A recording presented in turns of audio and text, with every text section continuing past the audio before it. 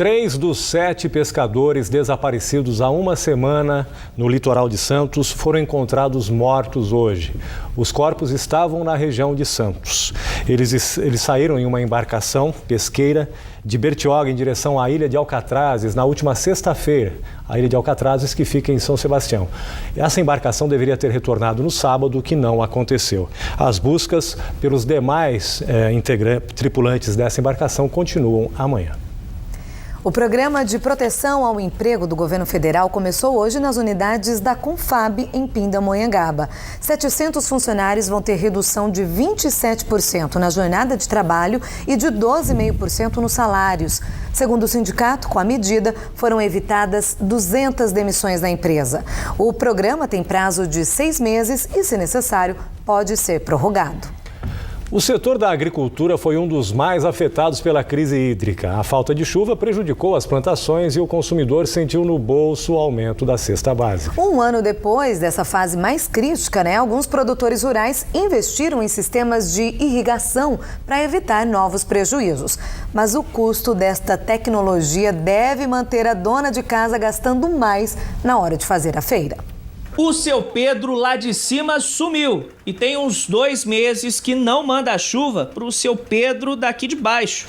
Já é esperado que nos meses de inverno o volume de chuva já diminua bastante, principalmente entre a região sudeste e também região centro-oeste. Esse mapa mostra quantos dias que não chove nas regiões. Inclusive aqui no Vale do Paraíba, a gente pode dar uma olhada, essas áreas mais alaranjadas representam quase 50 dias sem chuva significativa. Agora, o que a gente vai ver ao longo aí desse próximo mapa que eu vou mostrar é o que vai acontecer para os próximos 5 dias. Então eu tenho volume de 5 dias condensados nesse mapa e a gente vê aqui que na região do Vale do Paraíba, aqui do dia 4 ao dia 8 de agosto, ainda não vai ter previsão de chuva. Então esse tempo ainda continua muito seco e muito ensolarado. Inclusive, a umidade relativa do ar ainda segue em queda. Este produtor de Caçapava levou um prejuízo imenso em 2015. Perdeu 70% da produção de caqui, culpa da estiagem que castigou a plantação. Depois disso, ele investiu R$60 mil nesse sistema de irrigação por gotejamento em todas as 5 espécies que ele cultiva na propriedade. E mesmo nesse tempo todo sem chuva, não tem faltado água na plantação. Não tem jeito. Você tem que se adequar, O homem estraga ao planeta e tem que se adequando, porque o clima vai mudando. O seu Pedro também aumentou a capacidade do armazenamento desse lago artificial, que manda água para os canteiros. Equipou o sistema com bombas. Deixou o mato crescer nos pés da plantação para manter a terra úmida por mais tempo. E instalou essa tela que cria sombra para as plantas. Medidas que vão garantir a colheita de 18 toneladas de caqui na próxima safra, o que representa o aproveitamento total do plantio. Graças a Deus eu tenho um pouco de condições. Agora os pequenos que não têm condições, quando ele perde a safra, ele passa necessidade, não tem como nem ele investir. O clima não ajuda, entendeu? Aí você vai repassar o preço do pouquinho que a pessoa colhe, aí não consegue às vezes. Aí o atravessador ganha, o pequeno produtor tem que parar. E esse tempo seco que a gente vem sentindo há pelo menos uns 2 meses prejudica muitas plantações. Tá aí uma das explicações para essa disparada nos preços dos produtos nos supermercados. Mas o investimento em novas tecnologias para a irrigação, que muito produtor foi obrigado a fazer, também contribui para essa alta. Vai ter que ter um motor, para jogar aquela água para fazer irrigação e aí está gastando energia, Quer dizer, então você aumenta aí o custo de produção. Outra coisa também é o combustível. Então o nosso transporte das mercadorias é rodoviário. Então se aumenta o combustível, aí vai aumentar, vai encarecer mais e isso aí vai ser repassado para o produto, que é o caso da energia. Então são outros fatores que também têm influência. Esse engenheiro agrônomo explica que com as mudanças climáticas, o produtor rural precisou mudar a maneira de trabalho dele.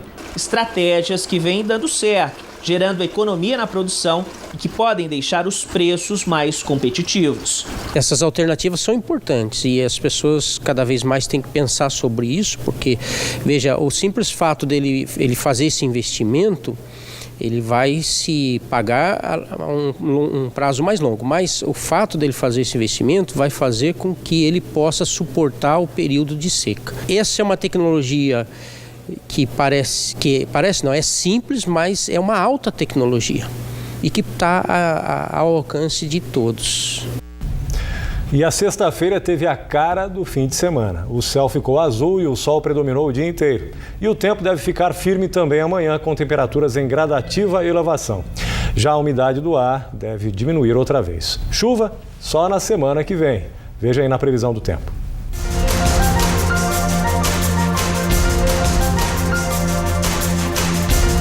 Na Serra da Mantiqueira, o sábado começa ensolarado, por isso o frio dá uma trégua, com mínima de 8 graus em Campos do Jordão.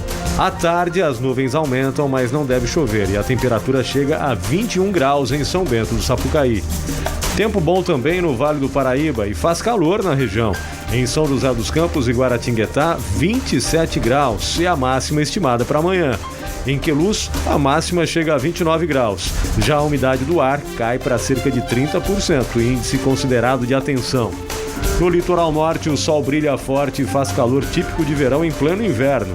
Em Ilhabela e Ubatuba, mínima de 16 e máxima de 31 graus. Em Taubaté, a sexta-feira também foi ensolarada. A máxima chegou a 27 graus. Amanhã, o sol brilha entre poucas nuvens e a temperatura chega a 28 graus.